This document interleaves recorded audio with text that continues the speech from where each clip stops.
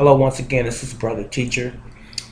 I want to give you some information on how to maintain your health at its optimal level.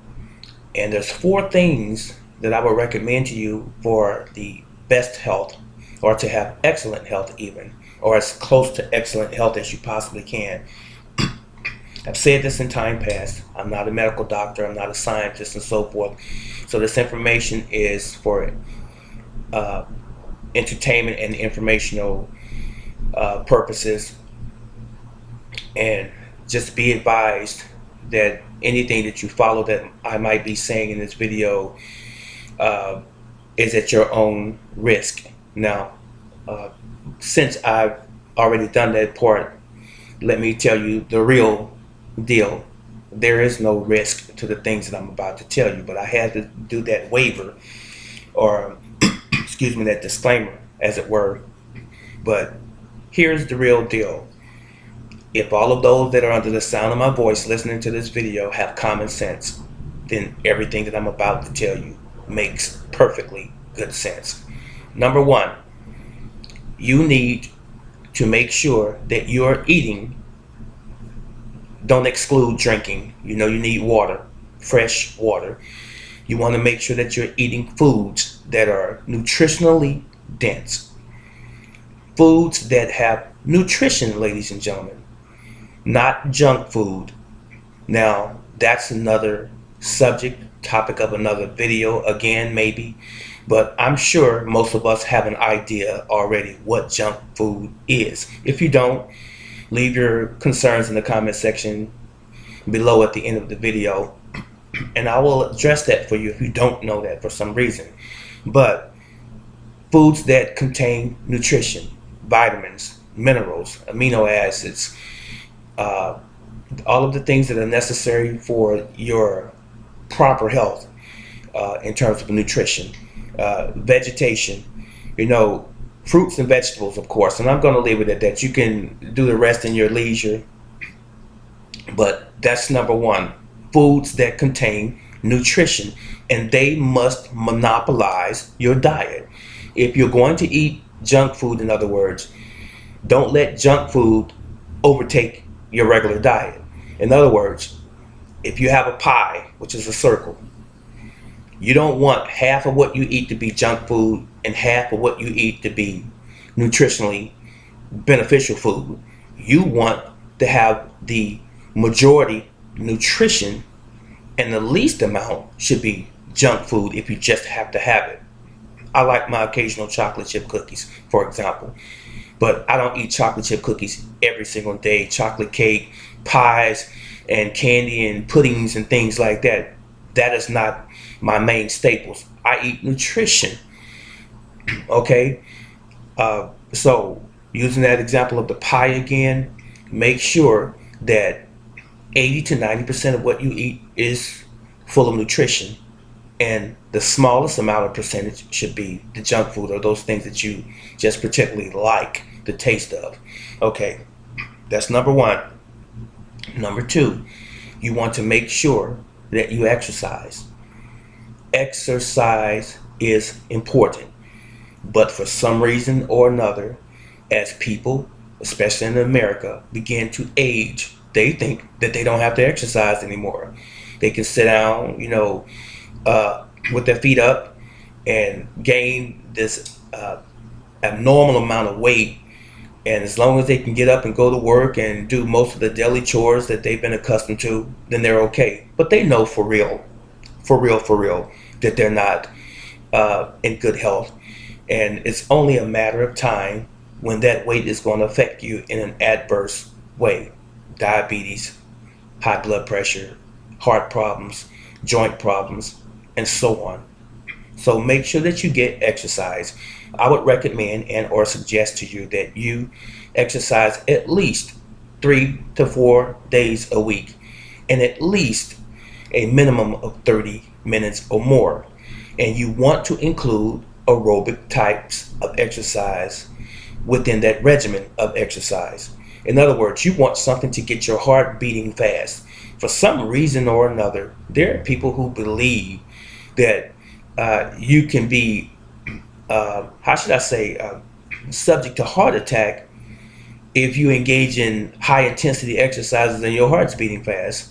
Where do we learn that from? That is so ridiculous. Your heart is a muscle, and therefore your heart must be exercised.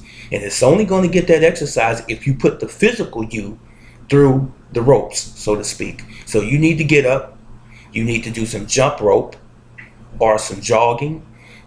If you can't run, that is, you can do some jogging, or you can do some brisk walking for 10 to 20 minutes. Just walk real fast, brisk walking, to get your heart rate up. And then you can do some stretching and some conditioning exercises such as push-ups, pull-ups, sit-ups, or crunches.